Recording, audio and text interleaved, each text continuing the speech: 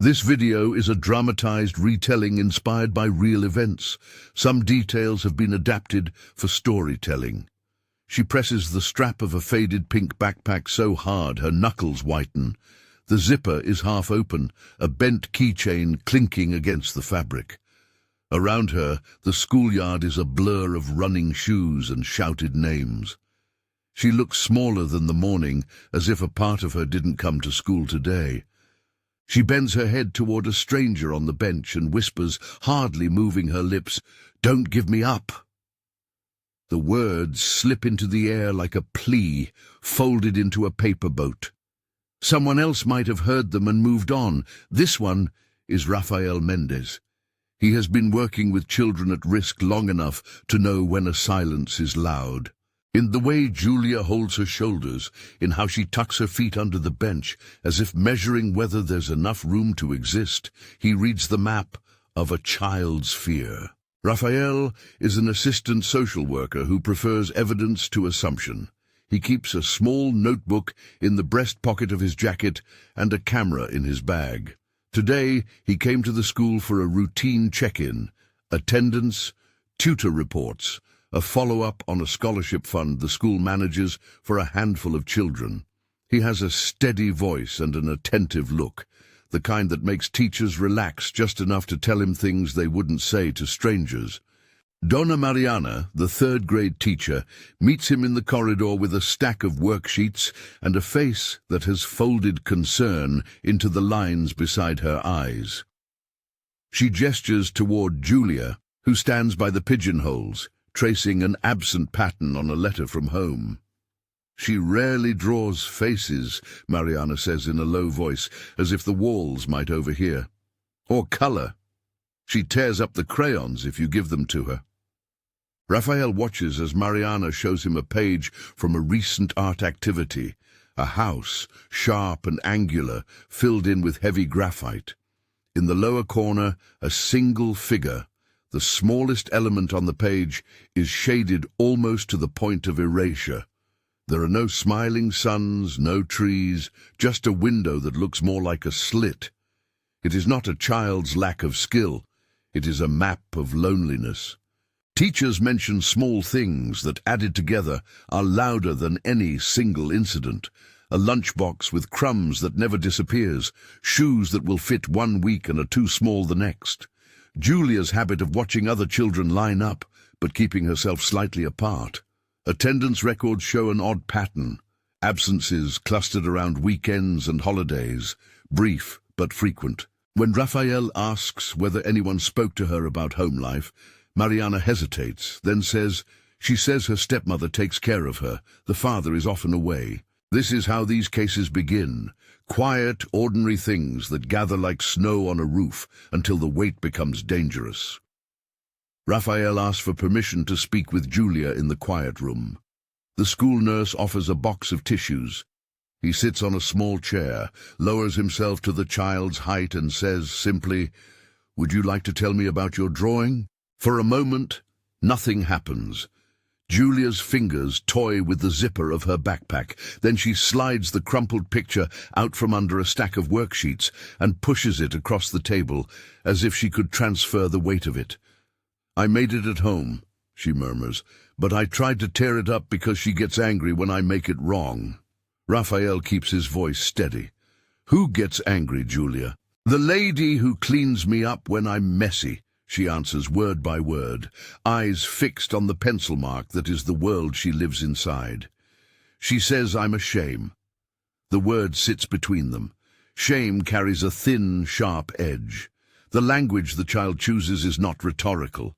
It is a report. After he leaves the school, Rafael walks the block slowly, letting the afternoon air clear his thoughts. He thinks of resources, who to call, what could be the next safe steps. He thinks of the ways a home can be a classroom for fear. He thinks of the father, Eduardo Ferreira, a man known in the neighborhood for his discreet generosity and frequent business trips. Eduardo's name comes tied to the case because he is Júlia's legal guardian. The records in Rafael's folder list an adoption finalized 2 years earlier after a family tragedy. a fact the child sometimes mentions in fragments, like a weather report. The label adopted matters in paperwork, but it matters even more in the dynamics at home.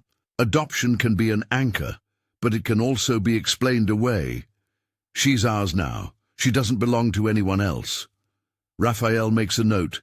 Confirm adoption paperwork. Recent changes. Who has keys to the house?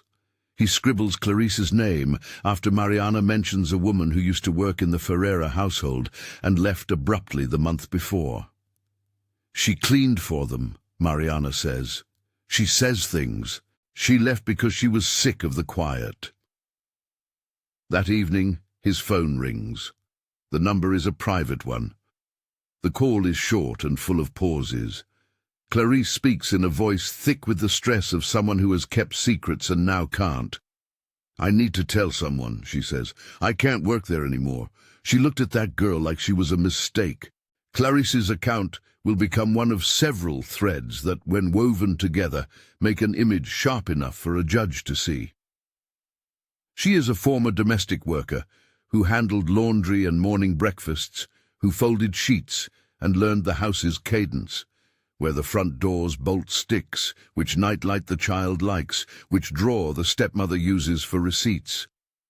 People who inhabit a household daily notice patterns that visitors do not. They can trace a child's life in laundry stains, in the spaces where toys accumulate, in the way food appears and disappears. When Clarice arrives at the coffee shop near Rafael's office, she brings a small envelope. Her hands shake when she pushes it across the table. Inside are photographs, a shelf with a single plate, a kitchen sink with a lemon peel half hidden in the drain, a lunchbox with a sandwich that looks barely touched. There is a photograph of Júlia asleep on a narrow couch, arms wrapped around a towel instead of a pillow. In the background of one shot, a ledger sits on the kitchen counter with a crisp line of numbers. A few entries are circled. I kept copies, Clarice says. I didn't want to leave without proof. They called me foolish. She, Patricia, said I was imagining things, but I thought if I left, someone should know. Photographs can be partial and deceptive. They need context, but they also carry truth in their stillness. Rafael studies each one, his pen moving as he notes anomalies. Food portions, absence of toys, a child's small clothing tossed like afterthought. Clarice adds confessions that reveal a pattern not of one harsh moment, but of ongoing erasure. Snacks given and then collected, affection withheld as a lesson, small humiliations dressed as discipline. The photographs are not graphic. They do not need to be. Neglect and control can be sketched in the austerity of a room that should be warm but feels hospital cold. Rafael knows the legal choreography that follows a credible referral, but he also knows that the first credibility often comes from a combination of witnesses. The teacher's drawing, Clarice's photos, and the attendant's irregularities begin to form a line that points to the possibility of harm. To act without careful documentation is to risk uprooting a child into chaos. To wait too long is to risk more damage. The balance is precise and terrifying. He compiles the initial file and calls Dr. Fernanda Reis, a child psychologist who has worked with his team before. When Rafael explains the pieces he has, the child's drawing, the photos, the irregular absences, Fernanda asks about sleep, appetite, nightmares, physical complaints. Rafael reads out what he knows.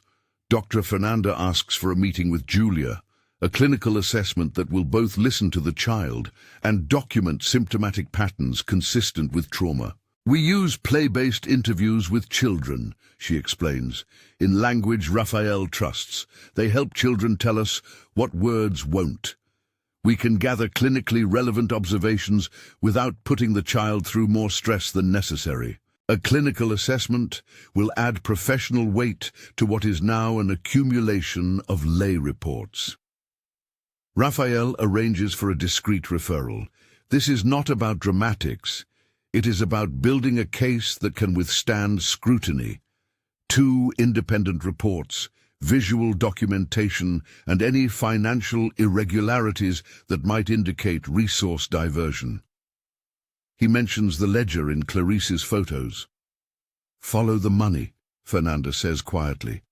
Sometimes the harm takes the shape of absence.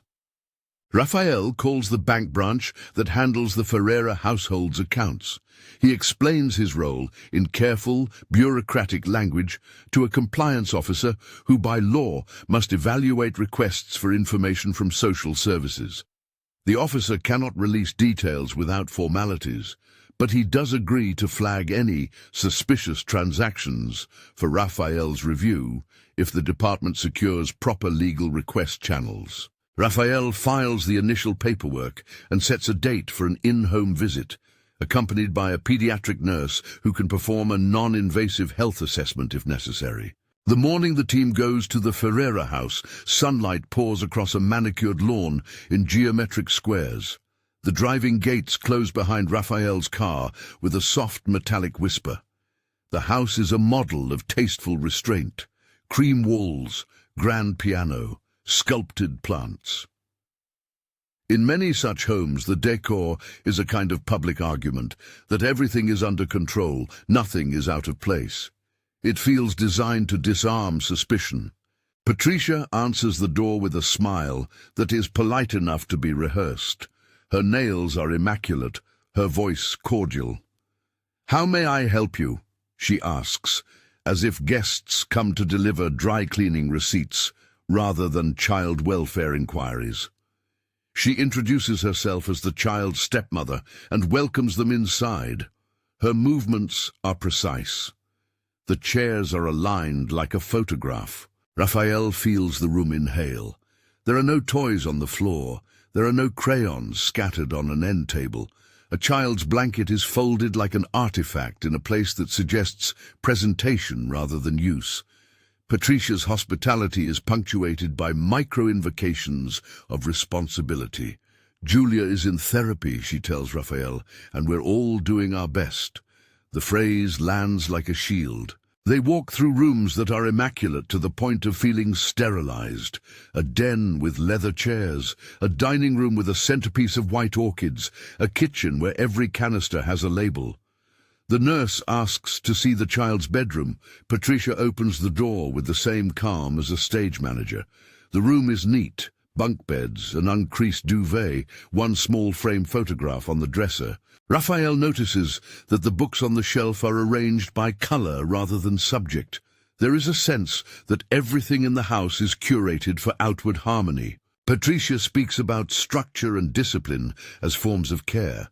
Eduardo, when reached by phone, is civil and distant, the kind of father who offers support from the road. "How is she at school?" he asks. "We can coordinate whatever is needed." He signs forms when asked. "I trust Patricia," he says, in a voice filtered by airport lounges. Politeness can conceal control. Rafael leaves the visit with a folder of formality, signed permission to speak with certain household staff, a record of Patricia's statements, and a list of upcoming business trips Eduardo will take. He has also collected incongruities. The child's toothbrush appears hardly used, the closet is bare of outgrown clothes, and Patricia's explanations for absence are terse. She was with a cousin. She had a doctor's appointment. She needs to learn boundaries. Outside, Clarice waits in her car. She is pale, and yet relieved by the presence of another adult who takes the child's experience seriously. She tells Rafael things she did not say earlier because saying them aloud changes them into evidence. "Once," Clarice says, "I found her eating sugar from the jar because there was nothing else at night. The lady told me to watch her where the adult's clothes were stored so she wouldn't take more. I thought it strange." Such details, humiliating, small, shame-sharpened, build a pattern. No single one proves a case, but together they form a tapestry. Over the next days, Rafael and his team move slowly but deliberately. They request attendance logs and cross-reference them with after-school program sign-in sheets. Small discrepancies appear. Days recorded as present, where sign-in sheets are missing signatures. Afternoons listed as in study, but with no teacher note. They compare photographs Clarice provided with the ones taken during the home visit. The ledger appears again, in more images, sometimes placed in the foreground as if forgotten, showing transactions that are regular but oddly itemized. Rafael engages an auditor within the municipality who can request banking records through proper channels. Financial misappropriation often takes the shape of small, systematic diversions, transfers labeled as household expenses that, when examined, include entries for services, clothes, and gifts that are purchased for others, not the child. Money that should be earmarked for school fees or medical care is shifted to other accounts. The auditor explains the next steps: a formal request from the Social Services Office to the bank for transaction histories, a subpoena in coordination with the juvenile court if necessary.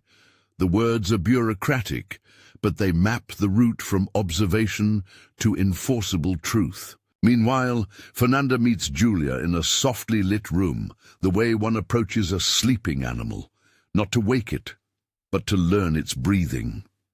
Her assessment is gentle and play-based. She brings a sand tray and a set of miniature figures so the child can tell her what she wants with toys instead of words. In a small sand house, Júlia positions a tiny figure apart from the rest, the figure's back turned to a larger doll. She shows a little tower of blocks near the door of the sand house, as if building barriers. "I don't like when she takes my food," Júlia says at one point. So quietly, Fernanda has to lean in. The psychologist notes anxious behaviors, inability to stay in a game, a tendency to flinch at raised voices on a radio. There is no overt physical injury to document, and in many ways that makes the case harder. Abuse is not always bruises. It can be the absence of what a child needs: consistent meals, affection, space, and the right to make mistakes without humiliation. On a slow afternoon, Rafael sits at his desk and lays out the pieces on the table: the drawing, the nurse's note, Clarice's photos, Fernanda's initial observations, attendance anomalies, and the bank's acknowledgement that the request for records is being processed. He lays them like tiles on a table, mapping a pattern. He texts Lucas Andrade, the investigative journalist who has been following stories about child protection, and who once helped a family in Rafael's network get the attention they needed. Lucas replies with a single line: "Be careful. Keep it legal and clean. I'm ready if you need me." The team prepares an initial report for the juvenile court. Rafael drafts language that is sober and precise. There is reasonable cause to suspect neglect and psychological abuse that has resulted in functional impairment in the child's daily activities. He avoids inflammatory terms because in court, cadence and restraint lend credibility. He includes a line that explains what a protective measure is: a court order to temporarily remove a child from a potentially harmful environment and place them in protective custody pending further investigation. He knows judges lean on evidence, not emotion. At home, Júlia continues to write in corners of lined paper when she thinks no one will read. She draws a picture with a small, dark house and a figure at a window watching the moon. The carving of the pencil on the paper is a small insider code. For the child, the drawing is a way of naming what she cannot speak aloud, a private act of bearing witness.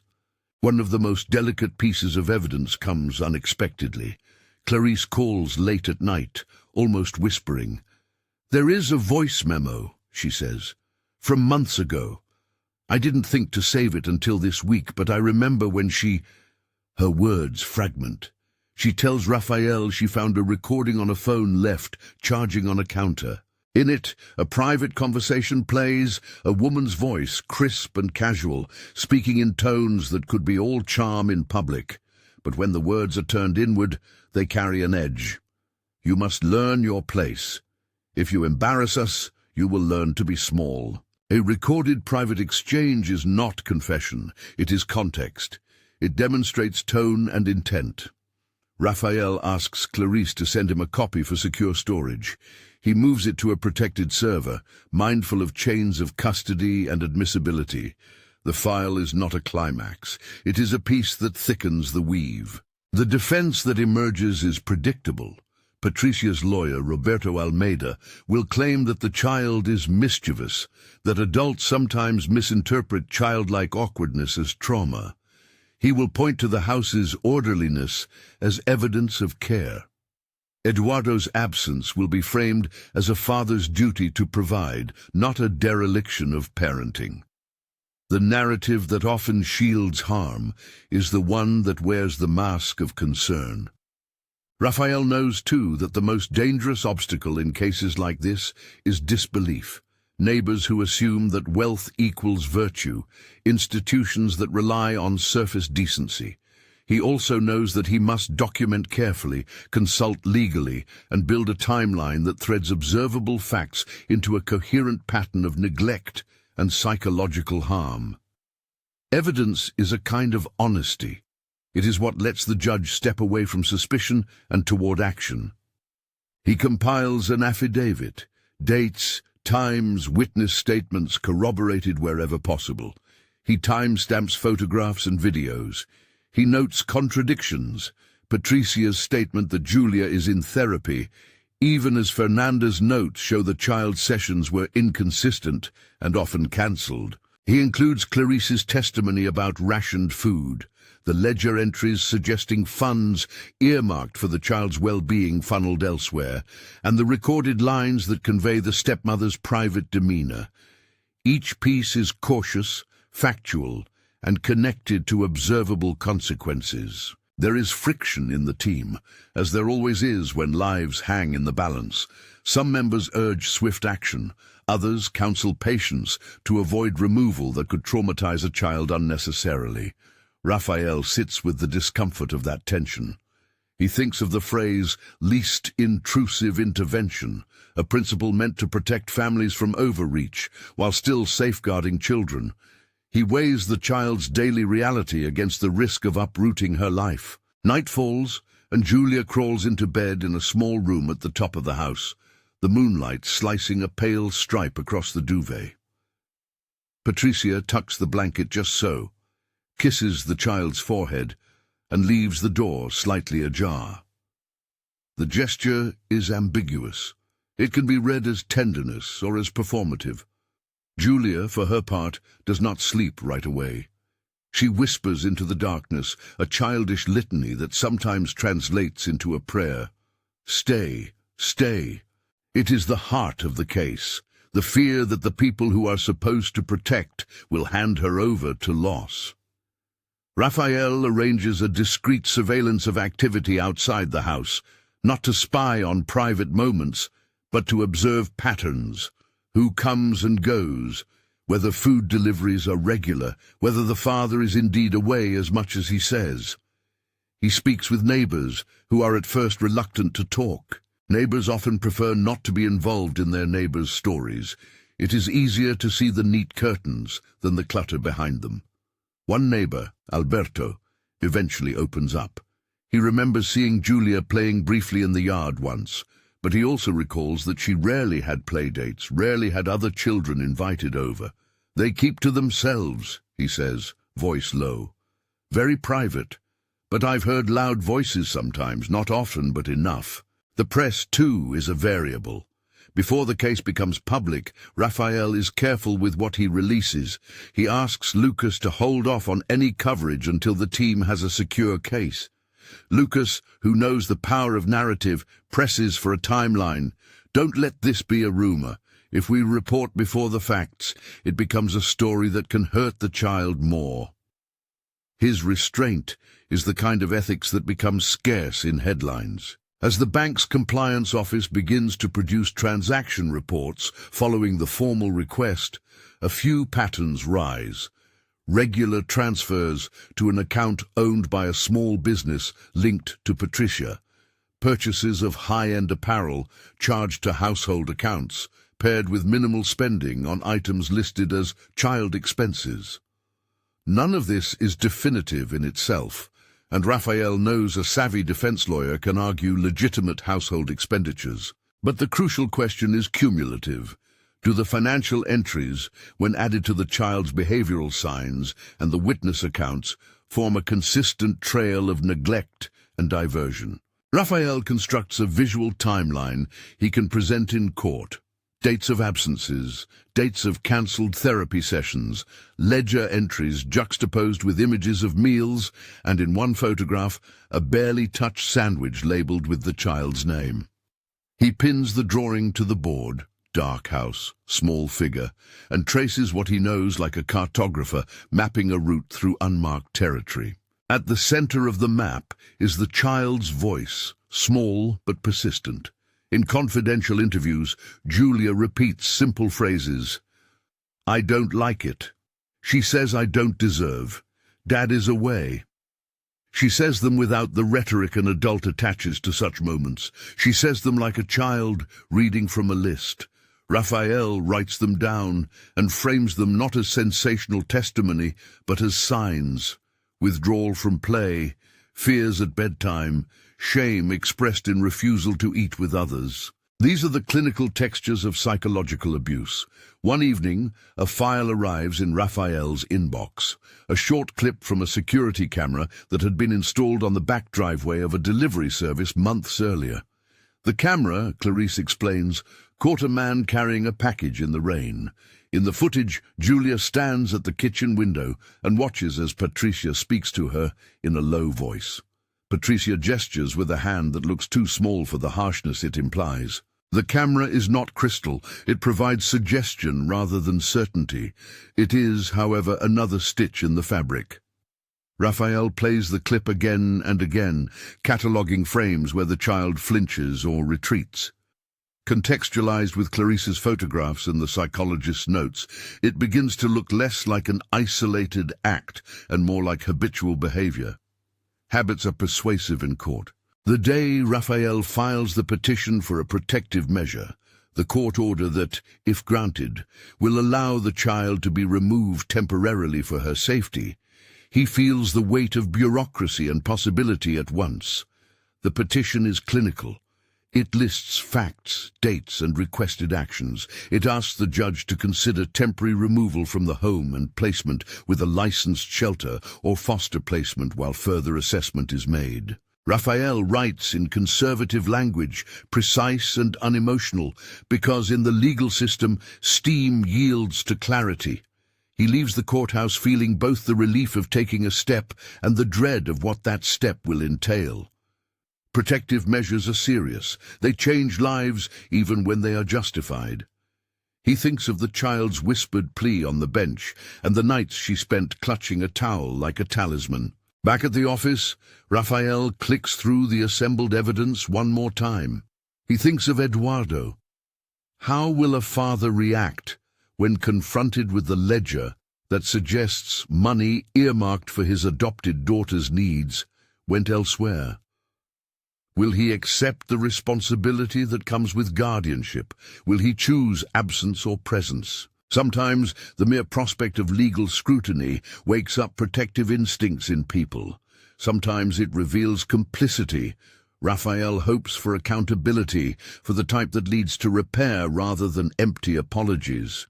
He signs the packet and sets it for delivery to the juvenile court clerk in the morning. He instructs the team to maintain confidentiality for the child's sake.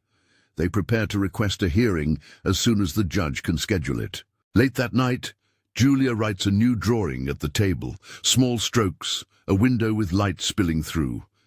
This time she adds a figure near the center, a small colored dot of crayons used with more pressure, as if someone had handed her a bright thing and she held on. She does not show it to anyone. Rafael will not see it yet, but it exists as a private act of possibility. Rafael knows that the next steps will be the most delicate, coordinating with the police for an executive removal if the court grants it, ensuring the child is taken to a shelter where she is met by clinicians, and preparing the documentation that will withstand defense scrutiny. He also knows that what he has gathered so far, teacher testimony, whistleblower photos, psychological observations, attendance records, a private recording, and preliminary financial irregularities may be enough to move the judge. It might not be. The law moves predictably, but not always decisively. In the quiet before action, he reviews the chain of custody for every piece of evidence, the timestamps, the signatures. He rehearses language that respects Júlia's dignity. He prepares a plan for communicating with the press if the case becomes public, mindful that headlines can hurt as much as help. Above all, Rafael keeps the child's whisper in mind, "Don't give me up." The plea is at once literal and metaphorical. It is the fear of abandonment, the dread that the only person who might stand up for her will forget to stay. His role is not to be a savior, it is to be a careful witness who brings the facts forward, who constructs a path for protection that honors the child's need for stability. As he closes his notebook, the phone buzzes with a short message from Clarice. "There is more. A folder. I can bring it tomorrow." The word "more" is both promise and threat. It could be corroboration that seals the case or another layer of complication. Rafael replies with a simple professional confirmation. He cannot sleep easily now. The lines on the map have thickened into roots, and he can already see the points where paths will collide. Patrimony and parenthood, appearance and truth, the child's right to safety and the family's right to defense. In the morning before dawn, Júlia wakes to the sound of a dog barking 2 houses away. She pads to the window and looks at the street, where a van idles and a man speaks into his phone. For a second, she imagines opening the door and walking out into the air. She presses her forehead to the glass and draws the outline of a small sun with her finger on the fog. It is a private ritual, an offering to the day. The light is fragile, but it exists. Rafael arrives at the office with a new resolve. He prepares the package for the court and checks the list of witnesses they can call. Donna Mariana for the school observation, Clarice for the household testimony, Dr. Fernanda for the clinical assessment, the auditor for financial irregularities. He knows the judge will weigh the credibility of each. He knows, too, that what the child needs most is not drama, but a safe place to be a child. He makes a call to Eduardo, the father, at a number that rings until voicemail answers. The recorded greeting is polite, a traveler's voice promising undelivered messages. Rafael leaves a measured message. He wants to speak about Júlia's schooling and well-being. He is careful not to alarm. He asks whether Eduardo can meet with him at a time convenient for the father. Hours later, a short text replies, "Back in town Friday. Call then." The calendar narrows. A hearing is requested for early next week. The team organizes a plan for the day. Who will transport the child if the court orders removal, where the child will be taken, which clinician will be on hand to receive her. They practice the scripts that preserve dignity. "We are here to make sure you are safe. We will not take you away forever. We will listen to you." These phrases are simple, not theatrical, aimed at a child whose trust has been tested. As the team prepares, a new file lands in Rafael's inbox, a string of bank transfers that coincides suspiciously with the child's therapy cancellations, large, unexplained transfers on the same dates. They are not proof, but the rhythm is unsettling. Rafael prints the pages and places them in the folder with the photographs and the drawing. He affixes a sticky note that reads, "For judge, pattern." He knows that the law will need to see pattern, not assumption. Outside, Patricia walks into a cafe near the house as if nothing is happening. She orders coffee, answers a phone, smiles at a passerby. The performance of calm is its own kind of persuasion. It is the comfort and hazard of a life arranged to be seen a certain way. Rafael imagines the judge seeing her as she is, composed, articulate, confident. He also imagines the judge seeing the child's dark drawing, the attendance logs, Clarice's trembling photographs, the ledger entries. The truth of a case often lives in the space where the two views are set side by side. As the hearing approaches, Rafael tightens the knots of his preparedness. He ensures confidentiality agreements are in place for those who will testify. He coordinates with a prosecutor who can request the criminal investigation into the suspected financial diversion. He instructs the team to prioritize Júlia's emotional welfare in every step. No cameras in the shelter rooms, no public statements that name the child, no interviews without counsel. The night before the proposed removal, Júlia draws again. This time, the house has a small garden outside, and a figure stands by a kite. She doesn't show it to anyone. It is a quiet, private act of hope, a child making a future in pencil strokes. Rafael lays out his notes one last time. The pattern is becoming legible: silence at school, a drawing that refuses the sun, a whistleblower who kept photographs, irregular attendance, a ledger that raises questions, a private recording that hints at a controlling voice, clinical observations of anxiety. Each piece is a thread that, when pulled, might unravel a life kept taut by fear. He closes the file and stands up. He knows that tomorrow the child's plea, "Don't give me up," will be heard in a different register, in a judge's chamber, written into legal language, translated into an order that could move the child into safety. He also knows that the act of removal is not a trivial threshold. It is a rupture and a protection, a hard medicine to be taken to heal a deeper wound. At dawn, he walks to his car, the folder secure at his side. He checks once more the list of people to call if the judge rules for a protective measure. He calls Dr. Fernanda to confirm her availability to receive the child and to begin therapeutic work. She answers with the quiet steadiness of someone who has sat with frightened children before. "We will listen," she says simply.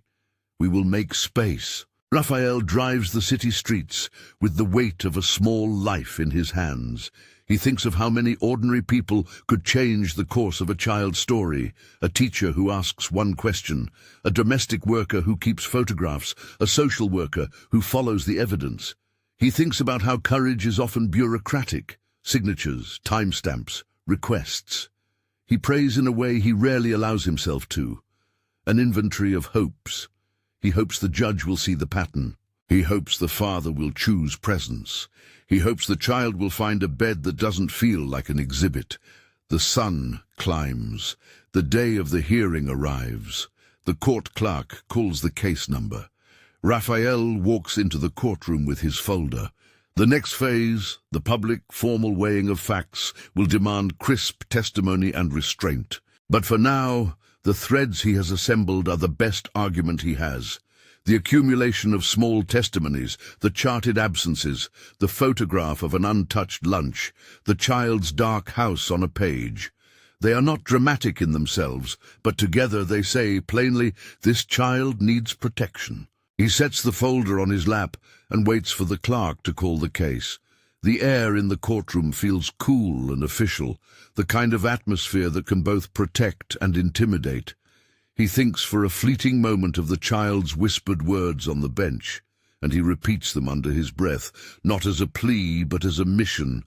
"Don't give me up." He repeats them under his breath, not as a prayer but as a mission. "Don't give me up." The clerk calls the case number. The courtroom shifts into its slow machinery, the shuffling of papers, the soft clearing of throats, the measured step of court attendants. Rafael walks to the witness table with the folder he has assembled like evidence of a life, documents, photographs, clinical notes, and the recordings stored with care. He feels their weight as both burden and permission. Judge Dora Beatriz Santos presides with an expression that reads like someone who has learned to be precise with words because lives hinge on them. She asks for a concise statement of the request. Rafael stands, places the folder on the table, and speaks in a tone that is sober and deliberate. He frames the petition in the language the court expects: dates, observable behaviors, corroborating testimony, and the request for a protective measure. Temporary removal, pending further assessment. His voice is steady. He avoids flourish. The court's focus is not dramaturgy but proof. The prosecutor, Rodrigo Alves, outlines the legal threshold. There must be reasonable cause to believe the child is in danger of significant harm. He lists the corroborating pieces, teacher testimony, the photographs, the psychologist's evaluation, and the financial irregularities that suggest diversion of resources intended for the child's care. Each item is noted not for shock value, but for pattern. The defense attorney, Roberto Almeida, rises and objects to characterization. He points to the home's neatness, to Eduardo's signed consents, to the absence of visible injuries, and to the family's prior reputation. He argues that removal would be traumatic and premature. That exchange, restraint on one side, insistence on evidence on the other, is the rhythm of the day. Judge Dora asks the team for a concise presentation of the facts and for testimony that bears directly on the child's safety. She questions each presenter with the legal lens of proportionality. How severe is the risk? How intrusive is the proposed intervention? The hearing is not a trial of guilt, it is a decision about protection. Rafael watches the child's small drawing, he pinned discreetly to the inside cover of the folder. Its graphite house, a quiet argument for intervention. Dr. Fernanda takes the stand. She describes play-based assessment methods and explains in clinical language what she observed. Avoidant behaviors, sleep disturbances, signs of anxiety that interfere with daily functioning. She testifies about interventions and notes the inconsistency of sessions, cancellations and no-shows coinciding with the ledger dates. When she is asked whether there is clinical justification for removal, she answers carefully. A therapeutic recommendation prefers stability and minimal intrusion, but when a child's safety is in question, temporary protective custody can be clinically justified to prevent further harm and to allow comprehensive assessment. Her words land with a quiet authority that carries weight beyond emotion. Clarice is called next. In the public gallery, she sits with her hands neatly folded, the photographs she brought to Rafael now entered into the record. On the stand, she speaks with a voice that trembles at the edges, but does not flinch. She recounts the daily rhythms she observed, the small humiliations, the nights when she found the child snatching sweet crumbs from jars. She describes the ledger she kept a copy of and the entries that flagged her attention, payments labeled for school that did not match the child's receipts and transfers to a separate account controlled by a company linked to Patricia.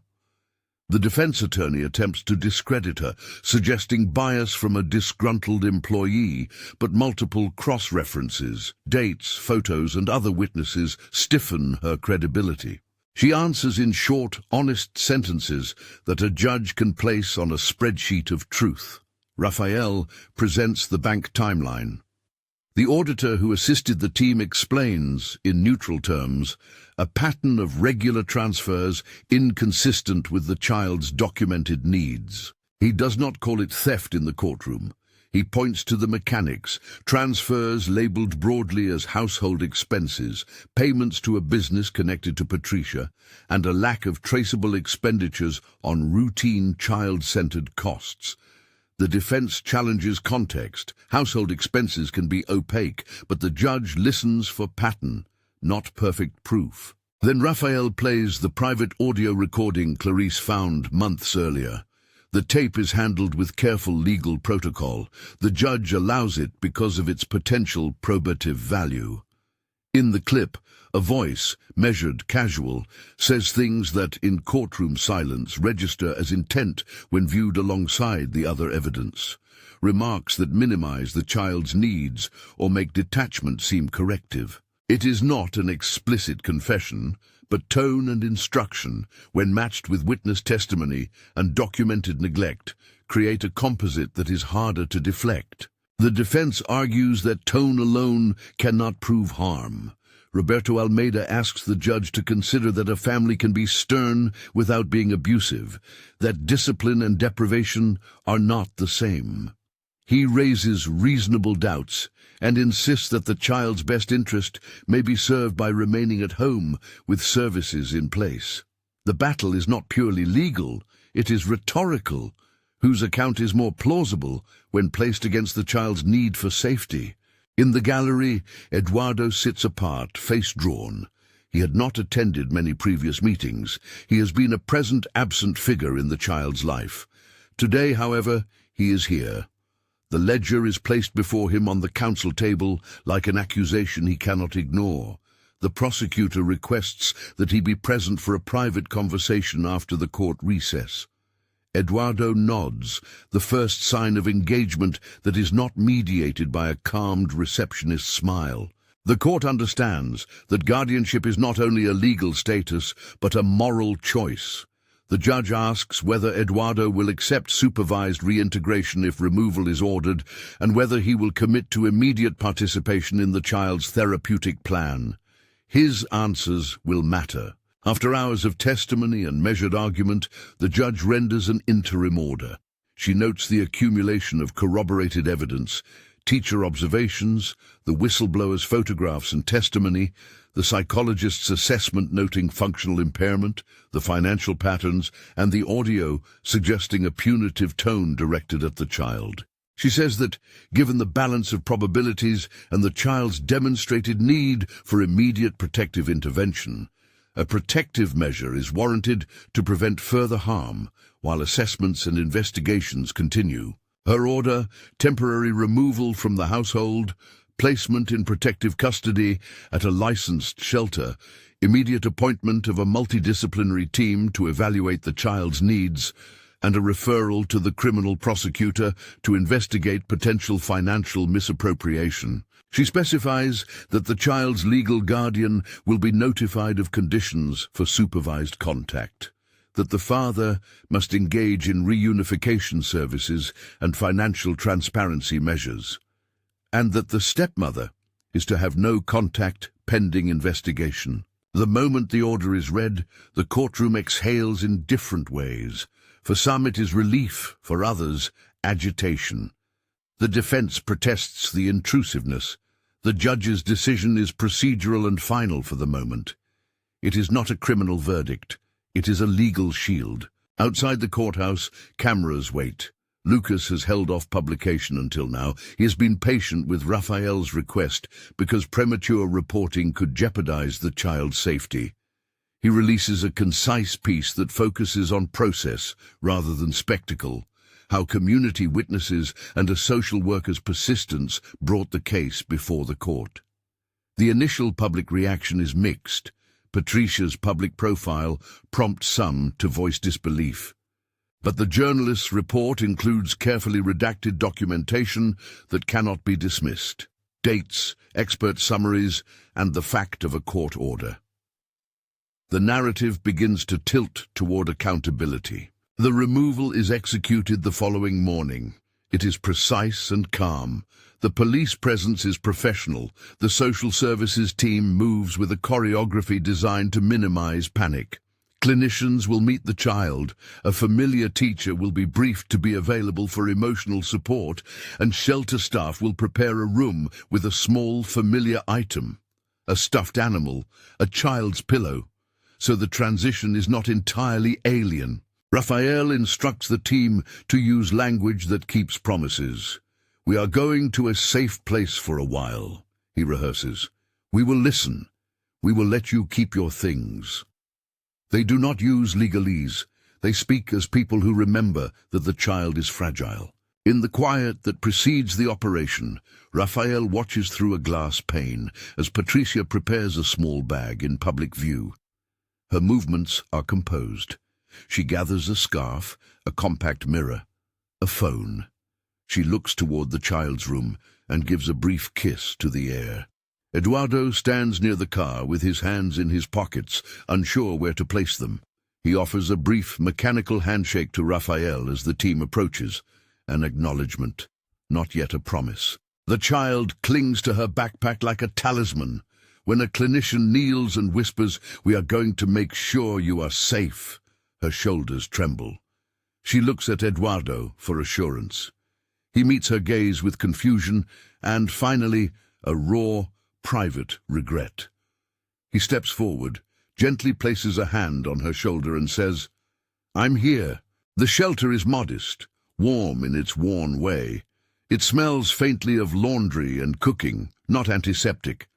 The staff introduces themselves: a clinician, a caregiver who reads at night, a social worker who arranges visits. They have received the file and the child's brief history. They have a small welcome packet that includes a crayon set and a sketchbook. The clinician sits with Júlia, who clutches the backpack and does not speak at first. She sets out small toys and begins at the child's pace. Play, not interrogation. That first night she curls up on a couch and sleeps with her arm around a towel, but it is lighter than the nights before. She wakes once and does not flinch from the light the way she used to. Smallness does not erase fear.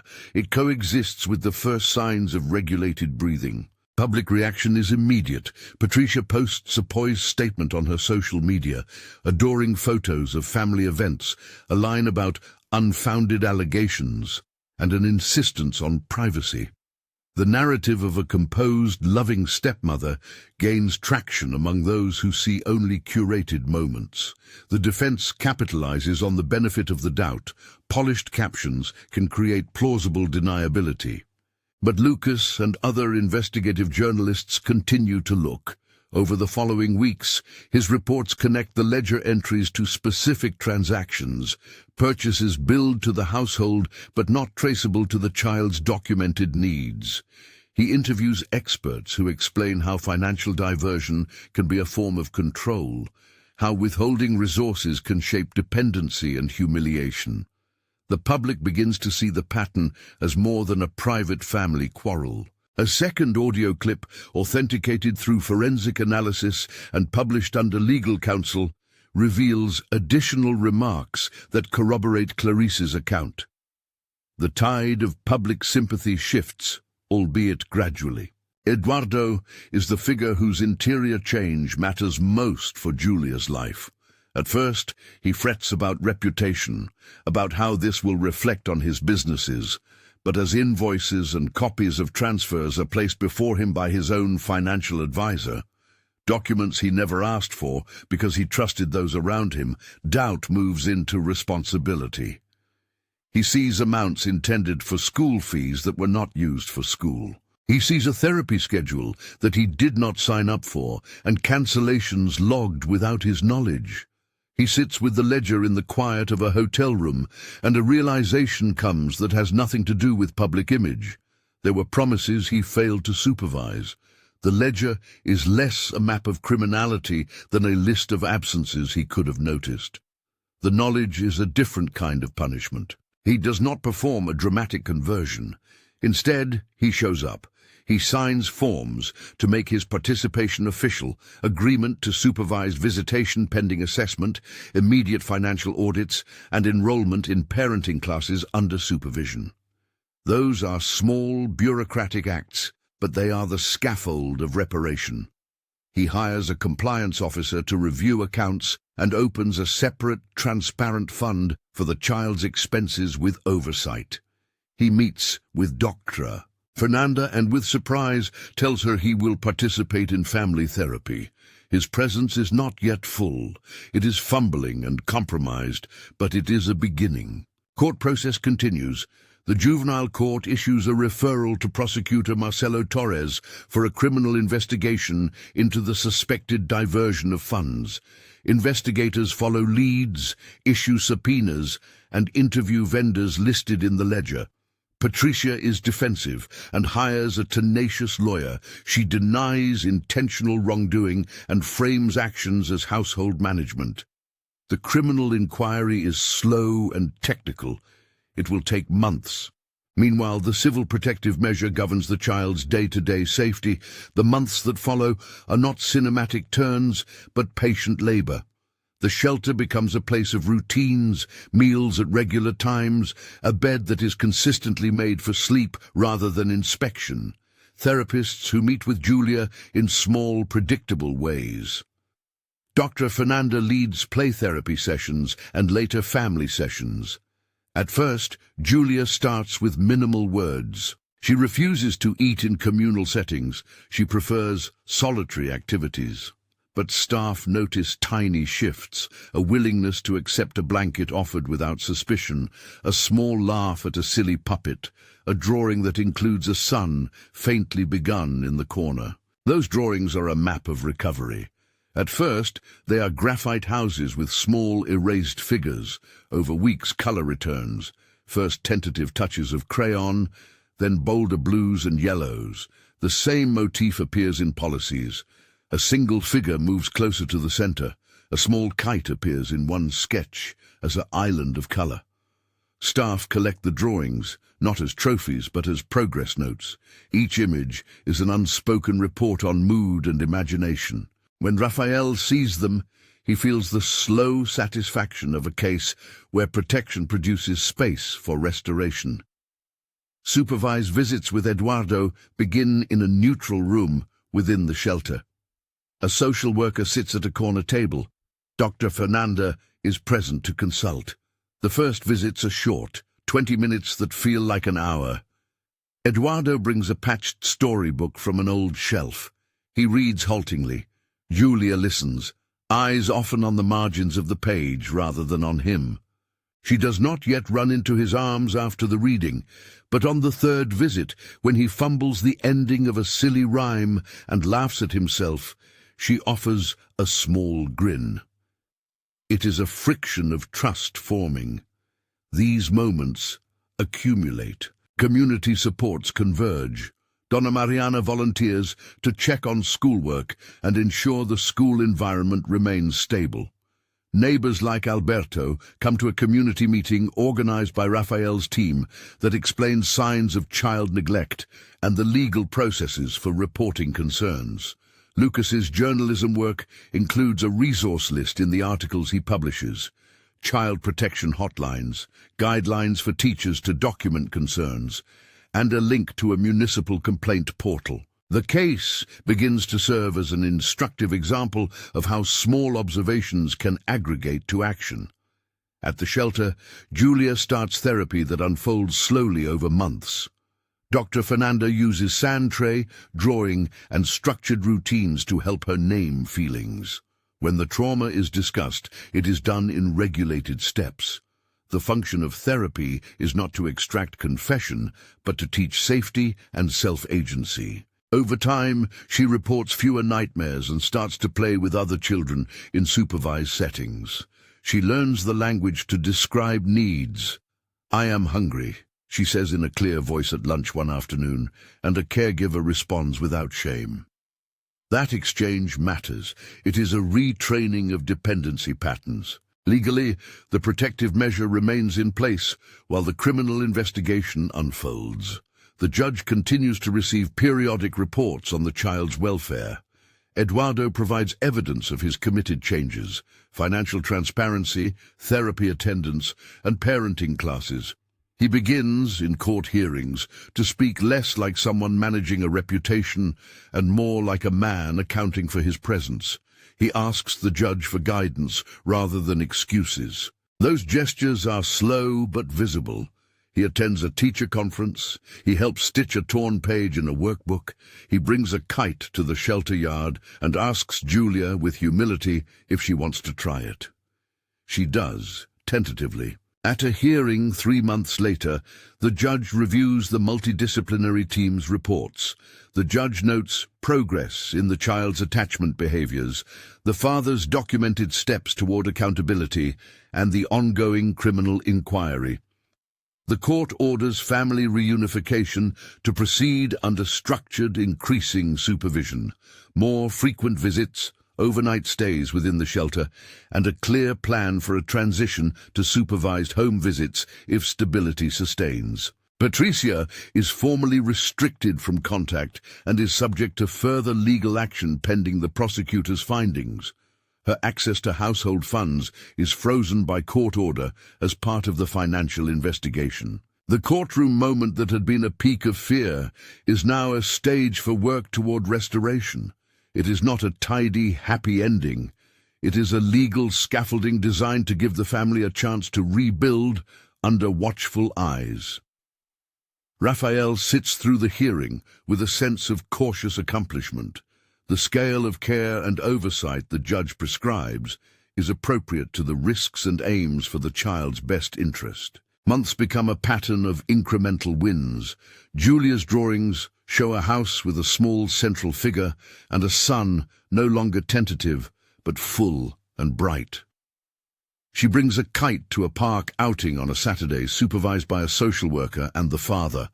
She squeals when the kite catches wind and tugs the string with a grip that is equal parts concentration and glee. The kite is not a symbol of cure. It is a small practice of agency and delight. Afterward, the three, child, father, and a social worker, sit on a bench and share a thermos of orange juice. Eduardo shows her how to knot the kite string, and she listens, the earlier suspicion softened into curiosity. The media narrative continues to shift. As financial documents are audited and witnesses questioned, the prosecutor files charges related to alleged misappropriation of funds and neglect. Patricia's defense remains combative. A trial looms separate from the civil protective process. The criminal process moves on its own timeline. The public conversation evolves from curiosity to serious discussion about how privilege can mask harm and how institutions can respond when citizens notice and report. Lucas publishes a longer piece that highlights systems, how teachers, domestic workers, social services, and careful documentation interlock to protect children. People comment, share resources and, in some neighborhoods, form informal watch groups to train neighbors in what to observe. Eduardo continues to learn what presence means. He sits in parenting classes and, later, in family therapy, where he listens and sometimes cries at the realization that the child he legally adopted, his adopted daughter, spent nights eating scraps because he did not know to ask. He does not perform gestures for the press. He shows up in the shelter kitchen, scrubbing a pan next to staff, an act of ordinary help that hints at humility. These acts accumulate into trust building. Over the course of a year, supervised overnight visits increase. On one of the first permitted nights, Júlia packs 2 small stuffed animals and a crayon set. Eduardo lays out a small blanket and reads until his voice trails off, and she falls asleep mid-sentence. He sits in the hallway until the shelter staff assures him she is resting, then goes home to prepare for the next visit. Later, after a series of successful supervised days, the court approves gradual home visits under continuing supervision and a requirement for Eduardo to continue therapy and financial accountability. Therapeutic progress is not linear. There are backward steps, times when Júlia withdraws after an argument between adults, nights when nightmares return after a stressful hearing, but the team treats setbacks as expected. They adjust interventions, increase support when necessary, and continue to measure growth not by perfection, but by increasing capacity for safety and joy. The child's drawings remain a barometer. When she draws a family meal with mismatched chairs and bright plates, it signals adaptation. When she writes her name with more confidence, it is a small triumph. As the criminal investigation progresses, evidence is evaluated, and Patricia faces the consequences of legal accountability. The prosecution presents financial records that show patterns inconsistent with proper use of the household account. The defense argues alternative explanations. The legal process will conclude on its own terms. For the child's life, the crucial measure is the presence of repair, Eduardo's ongoing commitment, and the structural protections the court maintains.